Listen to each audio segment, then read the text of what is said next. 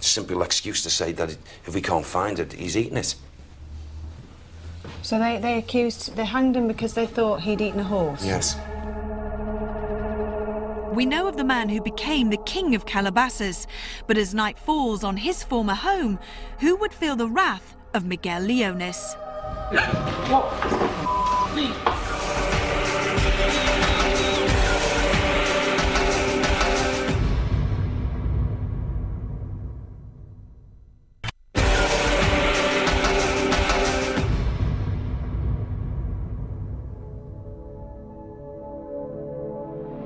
The Most Haunted team find themselves in Calabasas, an area that attracted some of the West Coast's earliest immigrants.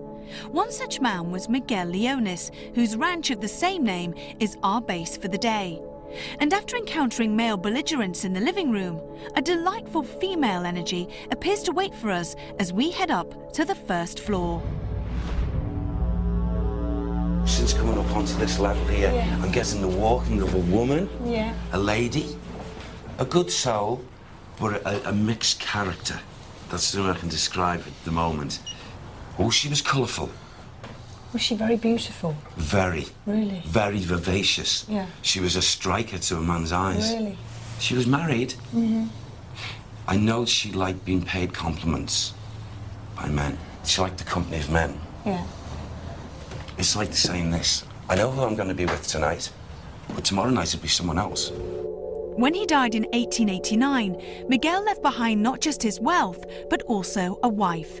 However, this is where their connection largely ends, as she saw little of his money, a betrayal that left her wary and resentful of any male suitors, until her death here in 1906. Her name was Espiritu, and her bedroom awaited us next. Her energy at times sits here, and she sits slightly awkward. It makes me feel as if my side here, something here in effect. And it's like when she just got up, the leg for some reason was,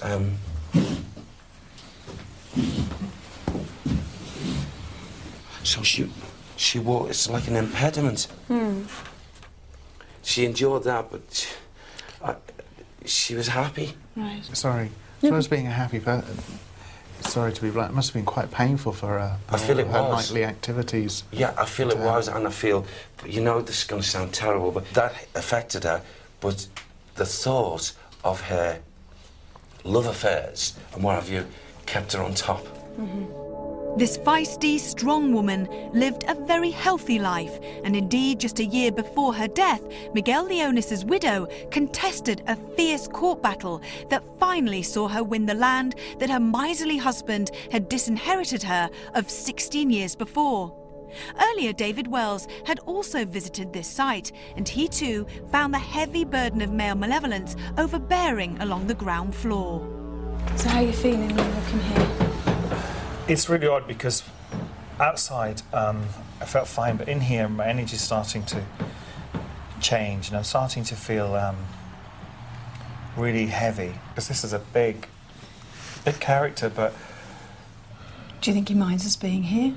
yeah, I think he does mind us being here. He's not, though. There are two here. There's a woman, and she really minds us being here. She's much more aggressive, but she's in another part of the house. I want to concentrate on him. He doesn't seem like an American, you know, and I guess what was an American back then, I suppose. I would say he's either Portuguese or Spanish. He's dark.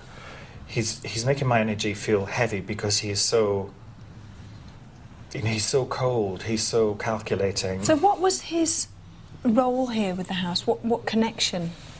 He seems to own it. He seems to be Miguel. Miguel? Right. Okay. His name. Seems to own it. Spanish, very Spanish. That's right, yeah. Sorry. Oh, is it right? Is that who he is then? Yeah. Okay, because I was getting Michael, but it didn't fit, I guess, Michael Miguel. Yeah.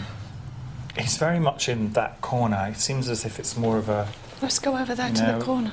Come. There might have been a desk there at some time in you know, the past. It seems like he's working there, you know, he's... Over in this area here? Yeah, this area here. Maybe against there, actually. He just seems more observant at the moment. I think, you know, he's more walking around, just watching. He had a lot of enemies. What I'm being told is that he had a lot of enemies, and everything he had, although he would put it down to hard work, was done at someone's expense. Smuggling, gun running, maybe even the odd illicit alcohol dealing. I don't know. They're just not a nice character at all. Miguel Leonis was indeed a man who attracted few friends, despite the prominent growth in his wealth and property. The illegal activities that forced him to abscond from France soon fell into place in California. His marriage may also have appeared a success, but David's reading of Espiritu's bedroom hinted at an altogether different relationship. But she's seeing her making love. Just an impression. It's not the whole thing, thankfully, but it's just her face. And it's kind of like, you know, putting up, you know, we'd say in our country, we'd say, you know, lie back and think of England. It's kind of like that. It's a real horrible thing for her that this aggressive, and he is an aggressive man, would use her in this way. So there was no love. So no, definitely no love. were they lovers? Not love. Were they just together? Were they married? What was their relationship? It doesn't feel as if they were married. Hold on, sorry. I'm just getting some strange interference on your mic, David. John and I did. Well, John went round earlier on with my frequency counter, and he said he was picking up unusual frequency levels around this property. Very strange. Yeah, the frequencies were just jumping from 200 megahertz to 800 megahertz and back again. I've never seen anything like that.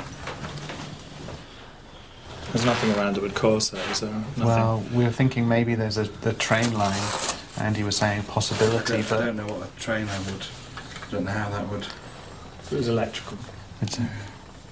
Were they just together? Were they married? What was their relationship? It doesn't feel as if they were married. Hold on, sorry. I'm just getting some strange interference on your mic, David. Espiritu's bedroom is definitely one of the ranch's most active areas.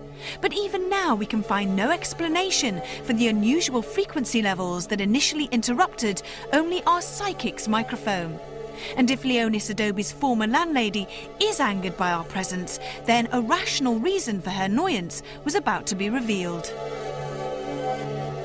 I don't think they were married. It doesn't. They may have lived as husband and wife, but it doesn't look. It doesn't feel to me as if they were married. Well, if they were, it's a very odd relationship. I don't know what this is. It's kind of like, you know, if someone wanted something, they would marry the chief's daughter.